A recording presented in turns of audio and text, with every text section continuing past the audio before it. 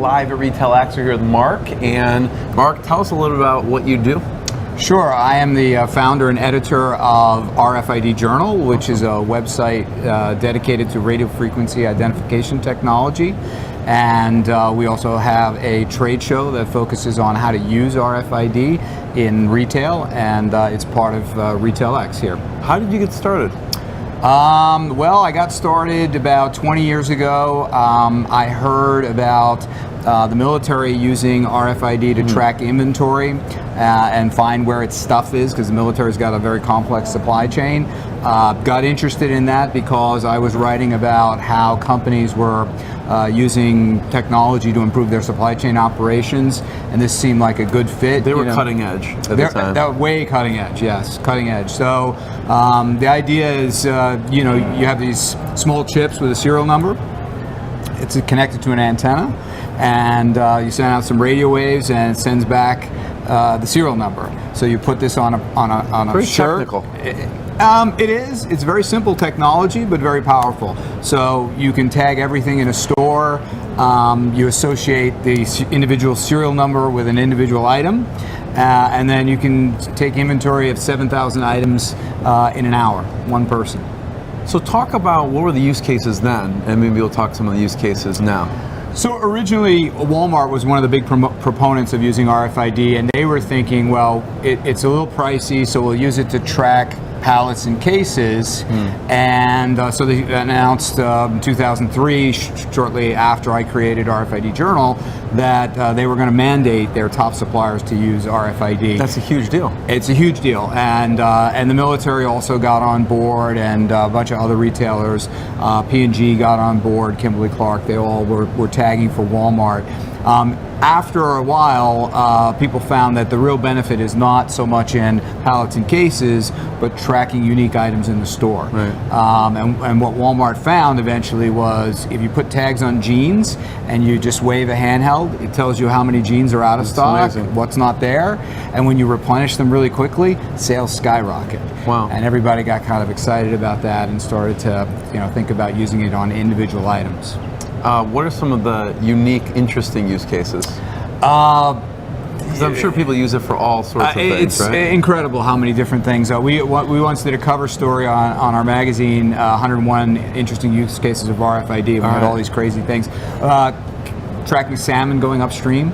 Really? Yeah. You make them swim between a little thing with a reader on it, and you implant them with a chip. And you implant them with a chip? Yeah.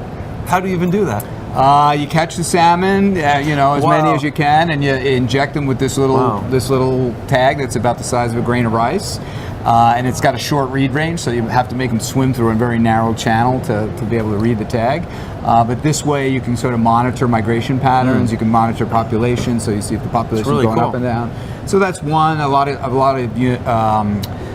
of museums are now using it. So you walk into a museum, you take your phone, you have an RFID reader in your phone. It's called NFC. Tap that, and you can play a video. You can get some information. So lots of different applications. All right. So talk about the evolution of the show. The evolution of the show. Yeah. So we do a big sort of pan-industry show that manufacturing, retail, healthcare all go to. But what we find is that at that big show, there's a lot of vendors and so on, but everybody's kind of mixing and whatever. So we created some industry-specific shows. One we've done healthcare, we've done manufacturing, we've done different use cases. For the different use cases, yeah. And we started one in retail a few years ago, and it's been very successful. Some of the early adopters, Macy's, which is using RFID on most things, they came to one of those shows, heard about it, said, "Hey, we got to do this." They want to be on the cutting edge, right? So at a show like this, what we did here is we had a conference. We had retailers who are using it today come in, talk about it, and retailers who are not yet using it come in and listen to them and learn from them. And it was it's really exciting because you hear people speaking the same language. At the other show, you know, when a healthcare guy is talking to a retail guy about, you know, tracking implantable, you know, devices. Totally different use. Totally it's like different. you can put it on a salmon, like, well, I don't have salmon upstream, so that doesn't help me. Right. So it was really pretty intimate, and you know, you saw a lot of retailers. I mean, we had people from Europe come. We had a speaker from Sweden, Italy, Europe, UK, and South Africa, a couple from the US, and because they don't compete, they can really sit down and share some war stories. Trade secrets, horror stories, and not worried it's going to get in the hands of the competition. Exactly. All right. You know, people probably come to you for the cutting edge stuff. They're like, you've been doing it, you've seen the evolution, where's it going? Talk about some of the new technologies now, and then we'll talk about maybe some of the things you see in the future. So right now, I mean, we've seen huge improvement in the quality of the tags. The ability to read the tags on a variety of products, for example. Used to be you couldn't read it around metal. Now we have tags you could stick on a pot or a pan, and you could read it in a resale store. So there's been great improvement, lower cost. So when I first started, a tag was $1. Now a tag's about 5-7 cents, depending on how many you buy. So that's been a great improvement. I wish I had bought stock in the tag. There weren't any public at the time. Now they are. So we've seen like all kinds of tags be developed that will work on all kinds of products. That's been a great innovation. We've seen different form factors of readers. So there are readers that you could just lay on a jewelry shelf, read all the tags on the shelf. Read all the jewelry items. Very thin antennas that just lay down. And that's pretty exciting. And the newest thing that we're starting to see is antennas that you put in the ceiling, readers you put in the ceiling, and you basically put down a cone and you read everything underneath. Now, right now those are not 100% where you just read everything. And the reason is if you have one tag on top of another, the energy coming from the reader is blocked by one tag over the other. But you know, gradually technology is getting better and better, and we think about how first of all, you'd have real-time inventory if you could take 100%. Can you put one on like a kid? Track a child? Like I'll put one on my... Not really. It's short range. It's like, you know, 20, 30 feet. So, you know, unless your kids, you know, you're worried that they're going to leave... salmon, I'll stick a... RFID track them. Don't do that. They're girls, especially when they become teenagers. Well, I wouldn't do that. I wouldn't advocate that. But so if you have these overheads, you could literally be in a situation where somebody could say, I bought this item with this serial number in this store, and just walk out, because the antenna would read the item and say, when you're walking out, say, hey, that serial number's paid for, don't worry about it. Yeah. And just so walk Amazon is probably...